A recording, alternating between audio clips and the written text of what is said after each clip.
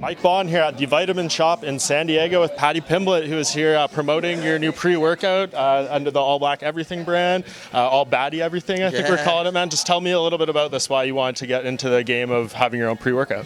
Well, to be honest, lad, it's something I use, so because I use it myself most days. Like, I get up every morning and drink one of these cans or have a bit of the pre-workout, so it made sense. Just like I've started the weed brand, I smoke weed, you know what I mean? Yeah. I do stuff I enjoy myself. Yeah. What do you think makes like a good pre-workout? Because obviously, you know, first of all, I'm sure it has to be USADA approved as well, and then there's all these other elements. I mean, there's so much out there. What do you think kind of makes this different? For me, first and foremost, it has to be USADA approved. Yeah. Then it has to taste good, and then it has to kick the caffeine in you. You know what I mean? And that's what these drinks or the pre-workout do. Yeah. That's great. So, like, why, you know, this partnership? Why do you think like these were the right people to work with in order to do something? Because you're obviously, you know, a big star now, and I'm sure you want to be very careful about who you associate with. Yeah, of course. Well, All Black Everything's an extension of Applied Nutrition, which is a brand in the UK, and I got started by a fellow Scouser. So I always like to help local brands out, and then this is just another local brand that I'd like to help out. Yeah, what do you think is kind of the future of this? Like, do you have bigger goals than just the pre-workout? Do you want to expand it? This is going to be massive. Don't worry about that, lad. It's going to be huge. Yeah. And then obviously, there's the energy drink element of it too. What do you think kind of goes into a good one of those? It's got to taste nice first and foremost, lad. And then you've obviously got to think about the calories as well, because I love drinking Coca-Cola, but there's too many calories in that. That's why I've got a big gut. Yeah, I had one. It's very good. Yeah, it's very nice. The Blue Lagoon's my favourite flavour, like, to be fair. Love it. So just otherwise, outside of that, like, how are you doing fight-wise? I know you couldn't fight in London because of the ankle and everything. Yeah. How are we doing health-wise? Well, I haven't had surgery yet. I couldn't get booked in for the surgery till after I got back from here. So as soon as I get home from here, I'll land home on the 6th and I get surgery the 7th. So I'll be in a booth for a few weeks. But then I'm just looking forward to the back end of the year. I'll be able to fight, I think. Back fighting the end of the year. I've still got me marriage and that to get out the way, and some other things this summer. So, as you know, now I'm a businessman as well, so I've got other things to sort. But I'll be back in the cage before the end of the year, more than likely. Awesome. Yeah, and I mean, what was the actual issue with the ankle? Was that something you brought into the fight with Jared, or is it something that happened in the fight itself? I think it's both. You know what I mean? I think there's a little bit of wear and tear on there already. And when they've looked at it properly, they've said on the MRI scan there's a bit of cartilage floating about that they need to take out, and I need a ligament like reconstruction. So it's going to be like keyhole surgery. You know what I mean? I've got to have a boot for 4 weeks. That's what I know. So I don't know if I'm going to go to UFC London or not yet, because I will have a boot on. You know what I mean? So we'll see. Yeah, can't run away from all the fans that are going to try to Good shout. I've got crutches though. Yeah, exactly. Have you like had an injury that you would consider this serious before? Or is this like something new for you? I've had wrist surgeries. Like, you know what I mean? I've had 2 surgeries on this wrist and a surgery on this wrist. I thought my career was over with some of these. So this is just another one in the road. You know what I mean? I know I'm going to get more injuries over the years. It's just one of them things. We go into most fights injured. We've just got to get on with it. Yeah. And you know, obviously, if perfect world, do you miss not being able to fight in London, or are you okay skipping this one? I fought it twice last year, so I don't mind, to be honest. As I say, I want to make sure I get back in the cage healthy. That's the main thing for me. So going back, I mean, obviously we talked to you the night of the fight against Jared, and you know, there's a lot said at the press conference. You didn't care about the negativity. It's been a few months. You've had time to reflect. You probably watched it and stuff. Yeah. Like, what do you think about the fight now that the dust has settled? I still think I won. I won the first 2 rounds. The first round was closer than I thought on the night. You know what I mean? When I've watched it back, on the night I thought he only hit me with about 2 left hooks, and I watched it back, he hit me with about 6, 7. But yeah, I watched it back and I thought I won the first 2 rounds. I thought he won the third by just pushing me against the wall, but I think he got like 2 significant strikes in that round altogether. I ended up getting him down. So it's however you score the first round, but I scored the 2 rounds to me. But if everyone wants to see it again, I don't mind beating him up at the end of the year, lad. You know what I mean? Hopefully he beats Bobby Green, and then if he wants to fight towards the back end of the year, I'm game. Yeah, it's a possibility. You want to get away from any controversy. Yeah, and I'll finish him.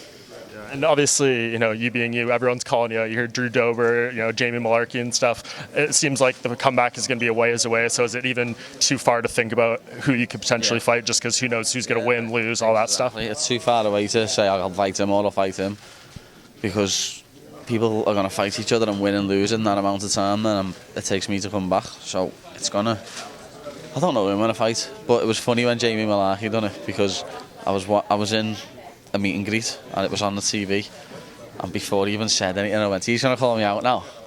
And then Bisbin went, you said to ask you who you're calling out, and I went, watch. And everyone looked at the TV and they just went, Paddy the Baddy. I was like, I knew it. And the other one, what's going on saying, Drew Dober. Drew Dober said yeah to fighting me on May 6th.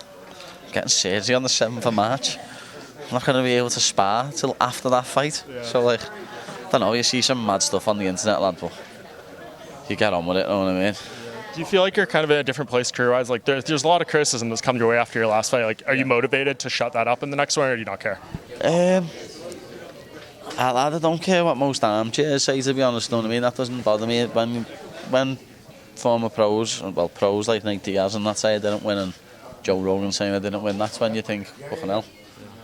But people who sit on their armchair and comment on my YouTube and my Instagram, I don't care about. It's actual pros who thought I lost. But like, I was with Chuck Liddell last week, and he was saying I don't know what people are talking about, a robbery. And like, he was like, it's a close fight, but it's not a robbery. Like, and what did he even said to me? He was like, why did they give him a takedown in the first round? You pulled guard. I was like, I know, I pulled guard. He didn't do nothing, and I split his head open with an elbow. But you know, I didn't finish him, so everyone's against me. Yeah, that's the weird thing about the sport. Like I always say, close fights are not robberies. You can have a fight that could be 30-27 and still be a really close fight, or 29-28. So people don't really seem to comprehend that as much. And you're not scoring the fight. You're just going in there and fighting at the best of your ability, and the other people outside are judging. I've seen people giving me stick for saying that I won the fight after it, but what do you want me to do, you know what I mean? Say, I think I lost it. I do think I won. As I say, I've watched the fight back, and I don't think it was as dominant as I thought it was straight after it. Because them little left hooks he's hitting me with don't affect me. And like, he hit me with 2 of them, so I was like, well, I thought he hit me with 2 of them, but as I say, when I watched it back, he hit me with a lot more. But I'm the one pushing the pace every round. I'm the aggressor. I'm coming forward. I'm putting it on him. First 2 rounds, I'm the one stepping forward. Aggression, damage. He was one that had all cuts and fucking bruises all over him. I didn't have a mark on my face. Oh yeah, I had a little mark on my cheeky where he left hooked me, and then it was just me foot. And like, no one's mentioned that either. I got injured in the first round, and still went 3 rounds. So I don't know. All good experience moving forward, I imagine. It is. So it's the first UFC fight what went to decision. So at least I know I can do the 3 rounds quite easily. One person who seems to want to fight you is Logan Paul. What's this whole thing about? Can you like explain what's kind of the genesis of this? I know we now kind of have a little rivalry in terms of the drink wise, but is there anything more to this? No, it's mad. He called me a clout chaser years ago, and then he's clout chasing me all the time. You know what I mean? Mentioning my name all the time. So if he ever wants to fight in the UFC, lad, he's more than welcome. Like, I'll be there waiting for him. He can just get his weight down a bit, come off the steroids, and we'll fight. I'm curious to know what you thought of the last title fight between Islam Makhachev and Alexander Volkanovski. How'd you score that? I thought it was a draw. A draw? I thought the last round was a 10-8 for Volk, and he'd won 1 other round, but Islam had won 3 rounds with control and stuff. He didn't do much when he had the control, but if someone's on your back, you're losing. Even if you're talking to them and punching them, you know what I mean? So I personally thought it was a draw, because that last round, Makhachev was hanging on for DLI fight, thoughts in the last. Like, if Volkanovski would have postured up and started striking where he got his head caught, but that's where Makhachev's smart. You know what I mean? Makhachev went into guard, pulled him in, and knew he couldn't really take much damage. So hats off to Makhachev, because it's a smart performance, and he did win 3 rounds to 2. I thought he won 3 rounds to 2. It's just if you give the last round a 10-8. No, I think that's completely fair. And he goes in, to that fight, and he's like a 4-1 favorite. Everyone thinks he's just going to run over. Like, did he look a little more human to you now after that fight? I said before, I was like, I think Volkanovski's trying to give him a good go. You know what I mean? Well, Volkanovski's brilliant, lad. Like, he's a fighter I really, really like, and he's one that you could say you even look up to a bit because of how like good he is and his work ethic, lad. He's brilliant.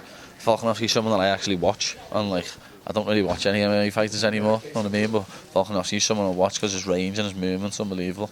I just hope one day man can get like that, because it's shit at the minute. And another thing, going on kind of with the division, former champion Conor McGregor is coming back and doing the Ultimate Fighter. I know they had reached out to a lot of different kind of big names in the UFC to maybe coach, maybe not against Conor, but in general. Did they ever reach out to you or your team about doing that? No, I'm not big enough. I haven't had enough UFC fights for that yet, you know what I mean? You could probably do it. There's a funny one though that you definitely could put me up against as a coach. That would be quite funny. Yeah. But you'd have to have security there 24/7, so it'd be Who's this? Ilya? Yeah, the Chorizo. Yeah. Who do you think wins that fight between Conor and Chandler? Lad, it depends. If Conor catches him early, lad, I can see him putting him out, because Conor's got that power. But if Chandler can get him through into the later rounds, then Chandler can wrestle him and tire him out and stuff. But Conor's just got that one shot power, and Chandler gets hit. As you know, Chandler comes into brawl, so if he comes into brawl, I can see Conor knocking him out. But if he comes in with a good game plan and starts to take him down and wear on him, I can see Chandler win him. It always comes down to game plans, and on the night, like, you can train as hard as you want for the fight. I felt brilliant going into that last fight, you know what I mean? My fight camp was amazing. I didn't really have any injuries going into it or nothing. But then, when I was in there, it just didn't click. I just didn't feel good, you know what I mean? I felt like shit. That's why I was made up after it when I did get the win, you know what I mean? Because I felt like shit as well. That's probably like my worst performance out of them all. As I say, I'm just glad that I went 3-5s. Yeah, and I'm curious, you actually look in pretty decent shape right now, all things considered. Like, is it hard with the ankle, to even more so than usual, to, you know, keep yourself relatively close to where you need to be physically? It is, but I've just got to get on with it. Yeah. Like I've had to last week or two, I've had to go to a run or two. I sparred before. I've been doing jiu-jitsu and that, like, because of how much I eat and because I'm getting surgery.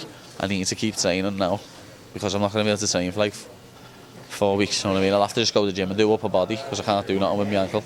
They don't even want me to like walk around on it. That's why I don't know if I'm going to go to the UFC, because I'll be on a set of crutches.